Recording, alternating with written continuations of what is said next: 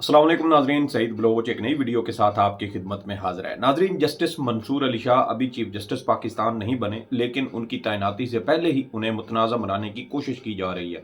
इस हवाले से अगर देखा जाए तो गुज़श्ता चंद रोज़ में हमें एक बाकायदा पैटर्न नज़र आता है, जिसके तहत जस्टिस मंसूर अली शाह के खिलाफ उनकी बतौर चीफ जस्टिस पाकिस्तान तैनाती से पहले ही महाज गर्म किया जा रहा है। ये महाज कौन गर्म कर रहा है, ये सारा मामला कहाँ से शुरू हुआ और जस्टिस मंसूर अली शाह को मुतनाज़ा बनाकर कौन से मकासद पूरे करने की कोशिश की जा रही है, इसके ऊपर बात करेंगे। इसके अलावा सफ़ेद झंडे लहरा दिए गए हैं और बज़ाहिर अब ऐसे लगता है कि जी का जाना ठहर गया है, सुबह गया या शाम गया, और अब हमें सुप्रीम कोर्ट ऑफ पाकिस्तान में कमरा अदालत नंबर 1 के जो मकीन हैं उनकी सुप्रीम कोर्ट से रुखसती के तमाम तर इशारे मिलते नज़र आते हैं। इस हवाले से कुछ अहम डेवलपमेंट्स सुप्रीम कोर्ट में आज भी हुई, उसके ऊपर बात करेंगे। साथ ही आपको बताएंगे कि काजी साहब ने सफ़ेद झंडे क्यों लहराए और वो क्यों सुलह की तरफ आए हैं, हथियार क्यों फेंक दिए हैं और अचानक लड़ाई क्यों बंद की है, इसके ऊपर भी बात करेंगे। तो आगाज़ करते हैं कि जस्टिस मंसूर अली शाह साहब जो सुप्रीम कोर्ट के इस वक्त सीनियर तरीन जज हैं, चीफ जस्टिस काजी फायज़ ईसा के बाद जस्टिस मंसूर अली शाह पाकिस्तान के चीफ जस्टिस बनेंगे। जस्टिस मंसूर अली शाह 3 साल से जायद, तकरीबन 3 साल और 1 या 2 माह के लिए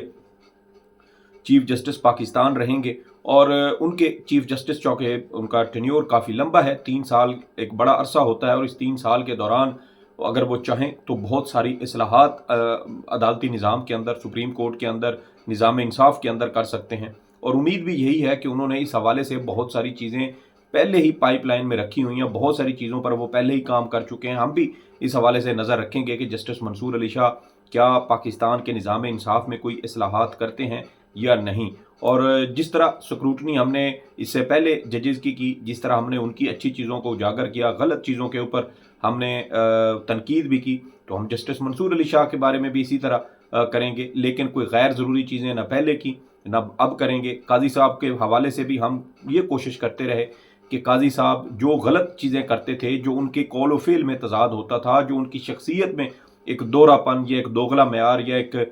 हमें तज़ाद नज़र आता था, हम उनको उजागर करते थे कि बतौर जज वो कैसे थे और बतौर चीफ जस्टिस पाकिस्तान उनका क्या कंडक्ट है, दोनों में तज़ाद क्या है। और इसके ऊपर तो वैसे जो तज़ादात काजी फायज़ ईसा हैं उस पर एक पूरी अगर एक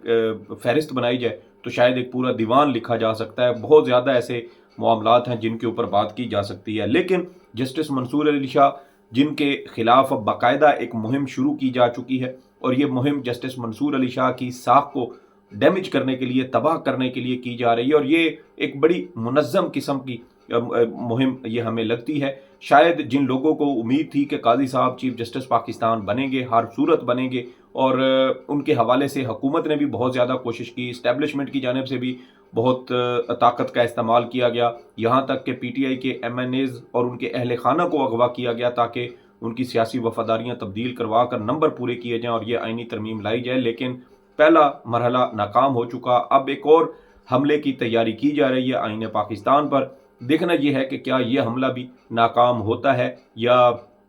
इसमें हुकूमत को, इस्टेब्लिशमेंट को कामयाबी मिलती है। मेरे ख्याल में ये हमला भी नाकाम होगा, ना आइनी तरमीम होगी, ना आइनी अदालत बनेगी और ना ही शायद आइनी जो काजी साहब की या किसी भी जज की तौसीह वाला मामला है वो हमें बज़ाहिर कोई उस पर अमल दरामद होता हुआ नज़र आता है। लेकिन देखें, हालात पलट भी सकते हैं, हुकूमत अचानक कहीं से गैबी इमदाद भी हासिल कर सकती है और इसीलिए अब जस्टिस मंसूर अली शाह साहब को भी टारगेट किया जा रहा है। पहले उम्मीदें शायद ये थीं कि काजी साहब रहेंगे, आइनी तरमीम होगी और सारे मामलात चलेंगे, लेकिन जिस तरह जस्टिस मंसूर अली शाह साहब की किरदार कुशी शुरू की गई है, उनके खिलाफ बाकायदा एक मुनज़्ज़म मुहिम शुरू की गई है, उससे भी हमें ये इशारे मिलते हैं कि जैसे मामलात हुकूमत और इस्टेब्लिशमेंट के हाथ से निकलते नज़र आ रहे हैं, वरना कभी भी जस्टिस मंसूर अली शाह के खिलाफ इस तरह टारगेटेड मुहिम ना की जाती। ये टारगेटेड कैंपेन शुरू करने का मकसद ही दर हकीकत जस्टिस मंसूर अली शाह को ओहदा संभालने से पहले दबाव में लाना, उन पर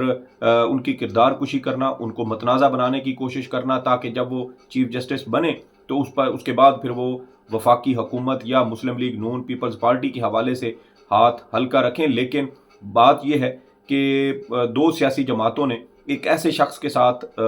वक्त से पहले पंगा ले लिया जिसके साथ उनका कोई लेना देना ही नहीं था। और यही गलतियां माजी में भी ये दोनों सियासी जमातें करती रही हैं। और फिर जब एक शख्स की आप इस तरह किरदार कुशी करेंगे, उसको उसका रास्ता रोकने की कोशिश करेंगे, उसको रास्ते से हटाने की कोशिश करेंगे, उसके साथी जजेस को वरगलाने और उकसाने की और उनको लालच देने की कोशिश करेंगे कि आपकी मुद्दत में तोसी कर देते हैं, पैनल से चीफ जस्टिस मुंतखब कर लेते हैं। तो जब आप इस तरह करेंगे तो फिर कहीं ना कहीं से कुछ ना कुछ रद्द अमल भी आएगा। वैसे असूली तौर पर मेरा ये मौक़िफ़ है कि नहीं आना चाहिए, लेकिन जब ये चीज़ें एक आइनी मामले से निकल कर ज़ाती लड़ाई की तरफ बढ़ जाती हैं तो फिर मामलात ख़राब होते हैं, मामलात बिगड़ते हैं। तो अब जस्टिस मंसूर अली शाह के ख़िलाफ़ भी यही किया जा रहा है। गुज़श्ता दिनों आपको याद होगा कि बिलावल जरदारी की जानिब से एक सहाफ़ियों के वफ़द के साथ मुलाकात की गई थी और उस मुलाकात में बिलावल की जानिब से आइनी तरमीम के हवाले से कहा गया था कि 25 अक्टूबर से पहले हर सूरत ये होगी, 25 अक्टूबर के बाद भी हो सकती है, लेकिन उससे पीपल्स पार्टी को या हुकूमत को थोड़ी मुश्किल का सामना करना पड़ सकता है। तो वो दर हकीकत जस्टिस मंसूर अली शाह की तरफ इशारा कर रहे थे बिलावल कि अगर जस्टिस मंसूर अली शाह आ गए तो फिर इस तरह हुकूमत को मसला हो सकता है। फिर गुज़श्ता रोज़ ख्वाजा आसिफ साहब का एक वीडियो क्लिप बड़ा वायरल हुआ था और वो एक बार फिर इस खदशे का इजहार करते पाए जाते हैं कि 25 अक्टूबर के बाद इलेक्शन का ऑडिट हो सकता है, फार्म 45 और 47 की बुनियाद पर सारे मामलात खुल सकते हैं, नवाज शरीफ की सीट जा सकती है, उसके अलावा मरियम सफदर अवान की जा सकती है, शहबाज शरीफ की जा सकती है और ख़ुद ख्वाजा आसिफ रेहाना डार साहिबा से भारी मार्जिन से हारे हुए हैं। तो ये वो लोग हैं जो फार्जेली फार्म 47 के ज़रिए ये मुंतखब इनको करवाया गया। सुबह अब 9 फरवरी की सुबह 4 बजे ज़बरदस्ती कॉल्स करके इनको उठवाया गया और कहा गया कि तुम जीत गए हो, अब मीडिया पर जाओ और अपनी जीत का दिफा करो। तो जब इस तरह आपको जितवाया जाए और फिर आपको ये डर खदशा अंदेशा हो कि एक नया चीफ जस्टिस आएगा और वो आकर इस सारे गंदे जो एक निज़ाम है, सिस्टम है, इसको ठिकाने लगाने की कोशिश करेगा, इस करप्ट और धांधली ज़्यादा निज़ाम को के हवाले से वो तहकीकात करवा सकता है, मुकदमात समात के लिए मुकर्रर कर सकता है। तो इस वजह से फिर जस्टिस मंसूर अली शाह को बाकायदा टारगेट करना शुरू किया गया। बिलावल की इस मुलाकात से हमें एक वाज़े इशारा पहला मिला। फिर उसके बाद आपको याद होगा गालबन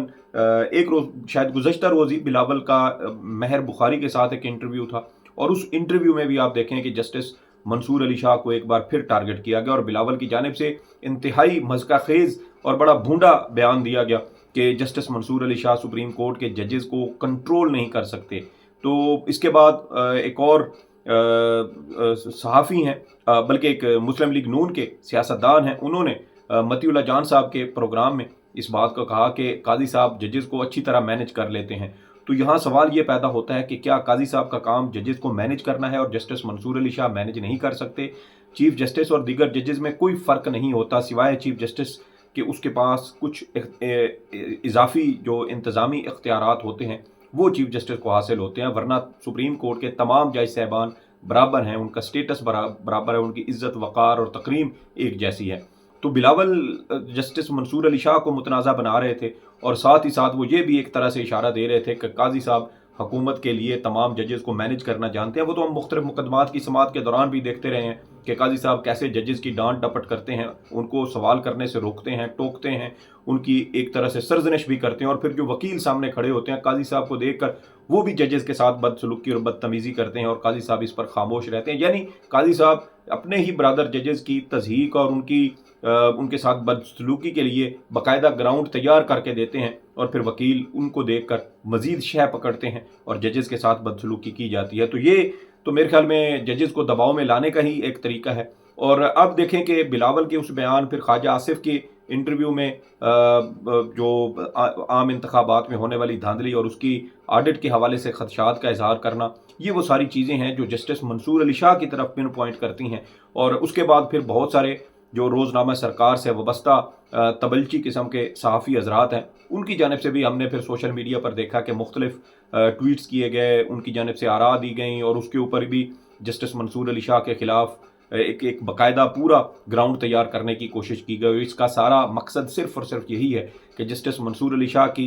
बतौर चीफ जस्टिस पाकिस्तान तकर्री से पहले उनको मुतनाज़ा बनाया जाए, उनको दबाव में लाया जाए और जस्टिस मंसूर अली शाह दबाव में आकर जब चीफ जस्टिस पाकिस्तान बने तो फिर ये जो इंतखाबी धांधली के मामलात हैं, जो पाकिस्तान तहरीक इंसाफ की दरखास्तें सुप्रीम कोर्ट में पड़ी हैं, جو पंजाब के इलेक्शन ट्रिब्यूनल वाला मामला है, इस तरह बहुत सारे मामलात हैं जो समात के लिए मुकर्रर हो सकते हैं, क्योंकि जिस कानून के तहत